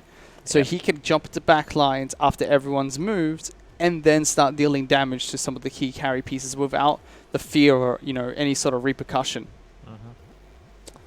So he can go for Dragon Knight too here if he wants. There you go. Yep. Which is crucial. Much tankier. Ooh, you can actually learn something from Carlos from the previous round, and then going for full assassins. Ooh, that's brutal. That hurts so much. Yeah, and so a build that could hurt you more is actually a build that comes with the poisonous worm, where just keep spawning those worms. The god. Not the God Mage, but the God Spawn composition. We just get all the little pieces running around the board. Oh, this is Captain huge. too. This is huge. He managed to level up his Winter Dragon as well, his Pirate Captain in the very same round. So just slowly building towards his desired 6 mage composition. Pirate Captain skill stuns and does magical damage, which works, which is perfectly fit for this build. Well, including the source on his bench, he does have 5 mages ready to go. So if he finds that God of Thunder, you'd expect him to start investing heavily in getting levels. Yep. Might even consider selling his Hell Knight. Always a possibility. There's a strange egg there as well that he could Do you possibly. do you take the Siren here? No, not at this point. I think he want to build up his economy at this point to try to go for level 8. And not really benefiting him too much. Yeah. Picking up the Shining Dragon would be better. Unfortunately, the Wind Ranger came a little too late. Shadow Shaman, yes, that could be picked up, but it's probably gonna go against it. He's got the Flaming Wizard as well, so he's actually got 6 mage on his board ready to go. He just needs the space to put them down. He can sell the Hell Knight to make room for 1. Oh, Totola Elder 2. Strange Egg goes straight to the Elder, and then Yeah, he's doing it. yeah. He just needs to level up right now, and there we go. Boom, 6 mages. Oh, tell me about 6 mage. What makes 6 mage so potent? 100% magic resistance reduction. And paired with a Dragon Knight who does, at level 2, when it turns to a dragon, does AoE magical damage over time. That is what makes it great. You can see right there making short work of everyone in the back lines there. Yep. And then placing the dragon right in front of the Totola Elder, making sure that the Totola Elder will survive long enough to actually release its ultimate and clear out the remaining of the board, or where it's already weakened by your Thunder Spirit or your Flaming Wizard or your Pirate Captain. That is the key of this composition. And getting that Water Spirit is great as well, because Water Spirit, we mentioned that when it's at level 2, level 3, it's very tanky. It provides the Spirit buff as well when it goes with the Thunder Spirit. So that is something that he could put on for his when he's level 9, and then that will complete his build, almost complete his build. At level 10, add another God of Thunder there, and that's it. I mean, that's what the spirit buff is, something I like here, because previously you needed 4 to get the full spirit synergy. Yep. Now you only need 3. So as much as it's harder to get it early, now in the late game, if you find that legendary piece, suddenly you have a splash spirit composition, which is 50% chance of people attacking you get turned to stone. Anyone on your team, that is huge. That's something the mage comp needs. Like, the mages need to buy time for all the abilities to go off, and the spirit passive is able to do just that. Yeah. Eternity building towards the level 3 Abyssal Guard. This just needs 2 more. Need 3 more Agassiz Ranger, staying at level 8. Just like most of them. Usually we'll want to move to level 9 by round 26. Face against Huang. Huang, as we mentioned, he actually got his Dragon Mage online as well. That is why he is surviving just with 6 HP.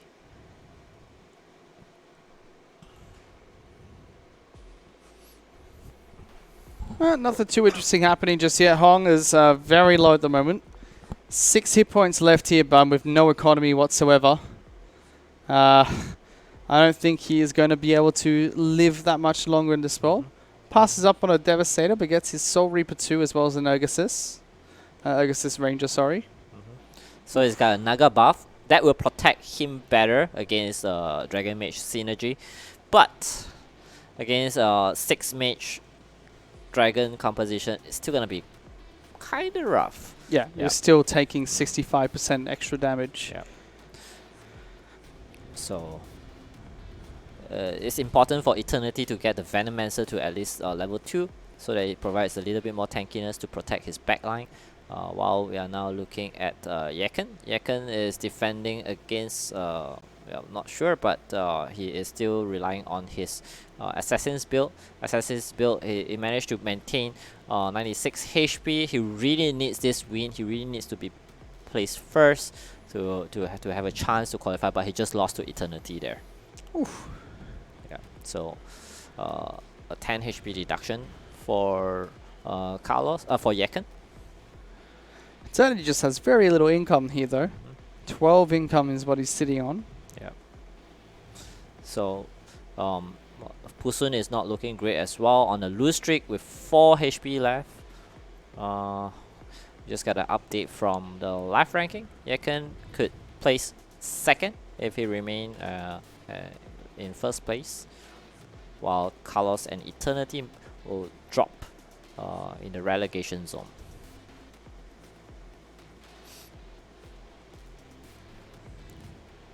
Wild Wing Reaper is a pretty tough round to play. Oh, got a Oblivion stuff there. We're gonna start to see some big eliminations though going into round 26 because you look at the top two, Yechen as well as MS at 86, 70 hit points, and then the drop to third is 25. Yep, the gap is.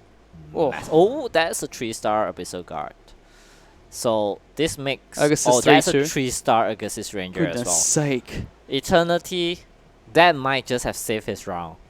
And, That's the RNGesus he yeah. needed. So all he need right now is get the Venomancer level 2, get the Siren to level 2, and then right through it, hopefully he get another good upgrade. I don't really see any huge upgrade from here on. Maybe try to get the Tsunami Stalker and Abyssal Crawler so that he could get the 4 Naga buff. Other than that, we might spoke too soon. Oh no. Oh, okay. This is Carlos against Eternity. That's who he was actually facing against. Yeah, So Eternity yeah, was able to win on that board. Uh, Ghost Prophet. Ah. Nope, not gonna get it. But Okay. yeah, I think he is gonna try to get the level 2 Siren and Tsunami Stalker and an Abyssal Crawler to defend against the strong Dragon Mage composition that is cropping up right now. I just think right now you go for the Ghost Prophet because then you're going to have, 3 Agassiz. You're going to have, it doesn't give you the 4th one yet, but sets you up for it. And you can replace your 1-star Venomancer. Well, if you take away the Venomancer, then you... Oh, okay, so... That is true. Yeah, for the Ghost Prophet. But Eternity... Oh, Hong is eliminated knocked Hong. out. Yep, so Hong, unfortunately... He will not be making it into Yeah. the next round. He should... No, he is at... Yep. He was at 5 points if he came in last, so he won't be able to make it in. Yep, that will be elimination for Huang. Tsunami Stalker, I believe he's gonna lock that shop. Lucky Coin for Doom, and another Dracula Mask. Okay, maybe he's trying to build a second Frantic Mask for his Dwarf Sniper. But I wouldn't place the Dracula Mask on the Dwarf Sniper. It's probably better to place it 3-star Agassiz? yeah, or his actually his front line, his Abyssal Guard, to make sure that he survive a little longer. But isn't the Abyssal Guard's ability pretty strong, negating the armor of that target, especially when you have hunters? No, just the Dracula Mask, just the lifesteal. just the Yeah, just the Dracula Mask, got lifesteal. And then if you pair it with the Resistant Cloak, then you get the Puppet Mask. So that's a very strong. That's brutal though. Oh. So. Shining Archer, Taboo Witcher, and Razorclaw all rank 3 here. Yep. Eternity couldn't fight through it. I think we have another elimination there. He just faced against Carlos, who had a complete feathered hunter build, and this is a very dangerous player here as well, Poppy. Although he don't really need to do extremely well in this game, but his build is gonna be tough to beat. Okay, faces against another Dragon Mage with a Storm Shaman as well. That Storm Shaman is gonna be huge, but he managed to get the Still not enough. I mean, Not he does enough, some damage at the end, but the Storm Shaman getting the silence off right away Came out clutch. MS gets eliminated. Eternity finishes his board. He's going to be fine. Philip fighting on his board is going to live through that one. Meanwhile, just above Eternity, player did take some damage, and Eternity is going to be eliminated. Oof. Yep. So Eternity and MS Poppy both got eliminated in the same round, and then now it's down to Yeken, MS Lion, Carlos, and Philip. The few players that did not do extremely well, mid-table sort of results for the past 2 games. And a little bit of a breather here. Yep. Yeten as well as MS both took a bit of damage somewhere, because 44 and 41 hit points now. No longer the big giants we saw at the very beginning. Philip, very smart move to actually pick up the Storm Shaman, so he can actually hex one of the unit. Oh. Seems like one of the player had their feet. Lost their feet. Yeah, lost their feet. But yeah, okay. Lost connection to their YouTube feed. But we are going to go take a look at another player's perspective now. Philip here.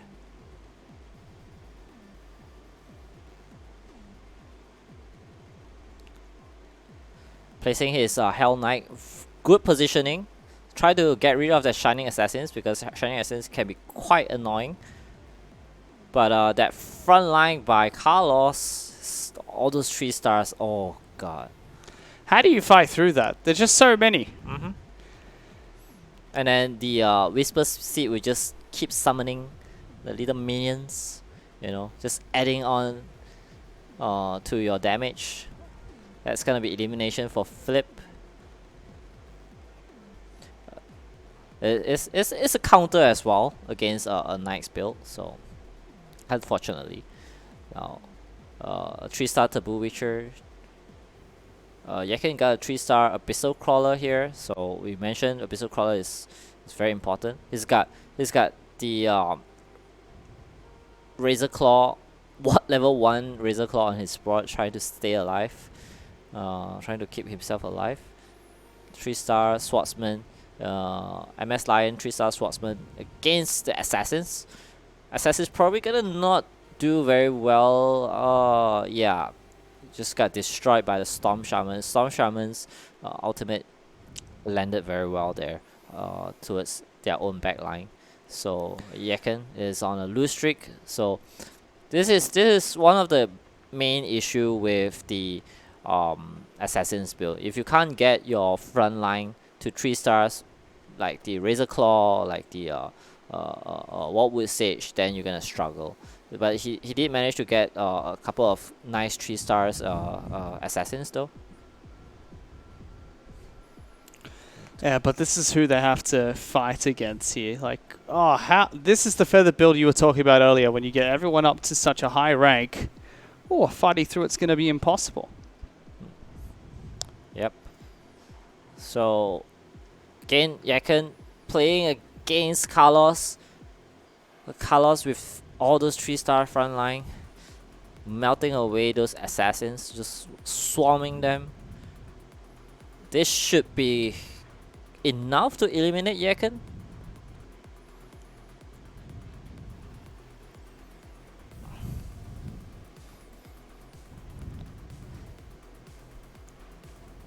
And this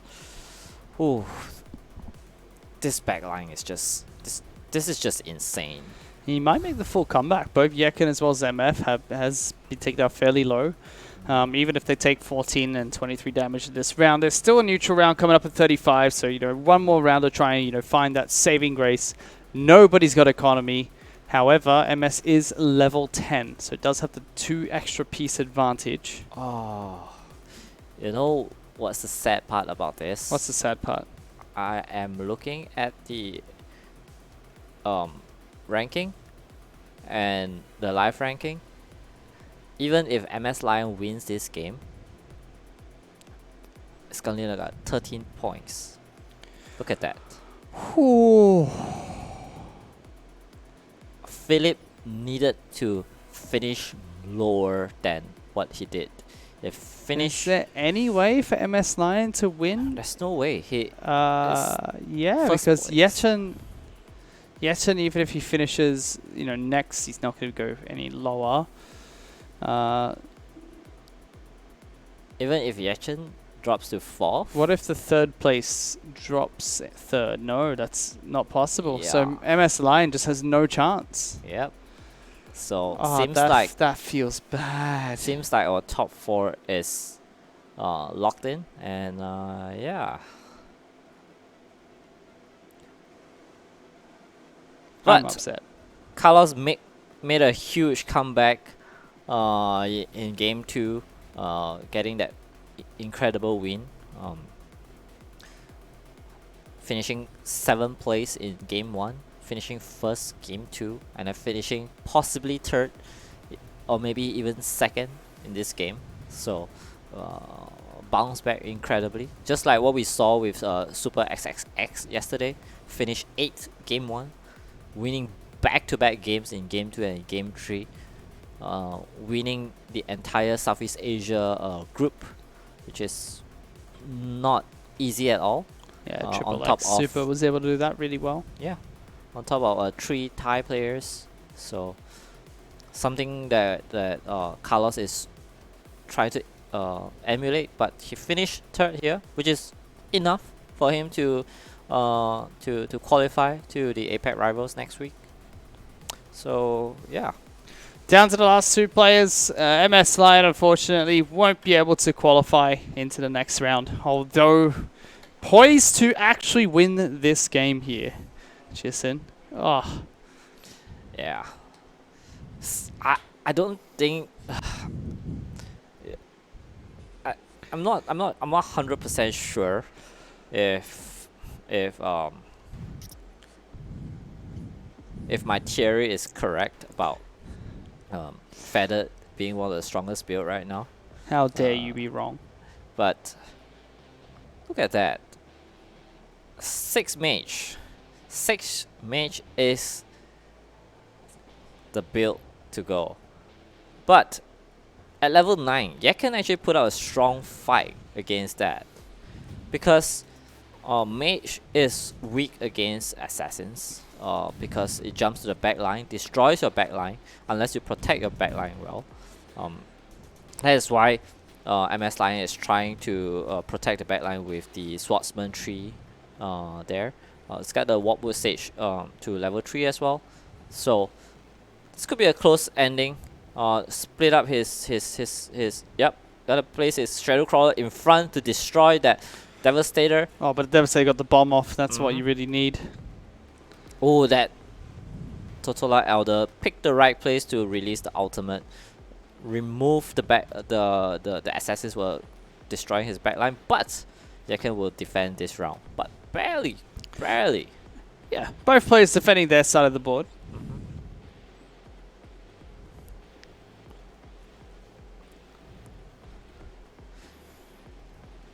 God of Thunder level 1, not gonna use it, which I find interesting. He might want to consider putting him on to replace the Devastator, because Devastator don't benefit from the magical damage reduction. It actually deals the ability actually deals the physical damage. The only good thing about Devastator is it does 4 radius. It's still AoE, which is pretty nice to have. Yeah. Oh, on this board though, he's going to get absolutely melted here. Yeah. And that's going to be MS being a little bit. Yechen manages to scrape into the final rank. We'll have to see if that is able to pull him up slightly. Well done. Picks up game number 3. Is that gonna be enough? We'll find out in a second. Right. So Yeken finishing first place with yet another Assassin's build. Assassins are in meta. Whatever I have learned from playing rank. One of the best Vietnamese players has showed us that Assassins are in meta. There you go. Done. You going to go back and build Assassins now? Nope. You're going to try Assassins? Nope. Just get your little daggers going. No. No? Nope. Disappointing. I'm going to play Assassins, but we can actually figure out who are going to be the top 4 players in the wildcard region. It's going to be... In the first position, we have Yechen finishing with 16 points. Poppy coming in second. Carlos coming in third. And Philip coming in fourth. Yeah, so, well, very, very well played there by Yekin, actually coming in clutch, finishing in, I believe it's 5th place, fifth place. Yeah. Actually, that's really clutch because if Yechen finished 4th, He would sorry, have been second, knocked out. he would have been knocked out because he would have only had 14 points. So that win there was actually huge against Miss Lion. Miss Lion would have made it in. Oh, no, would have Miss had Lion 15. wouldn't have. Would have had 15 points. Miss Lion will be below. Would have had Miss Lion would have had 15 points. Oh, yeah. And yeah. Yechen would have had 14. So that was literally first and second fighting for that final spot in the grand finals. And with that, I believe that means we have 2 Vietnamese players in the grand finals, Nimby and Yechen. Nimby and Yechen. Yeah. Nimby and Yechen both making it. Nimby coming from Oceania, Yechen coming from the wildcard qualifiers. But yeah, that was I didn't realize it was that close. Yeah, much closer than we thought. And I think I learned a lot in the past 2 games. Goblins actually works. Assassins actually works. But yeah, congratulations to Yechen and Poppy and Carlos and Philip. So yeah. But that's the end of today's stream. Tune in later for the Japanese finals. Next week for the APAC Rivals Grand Finals.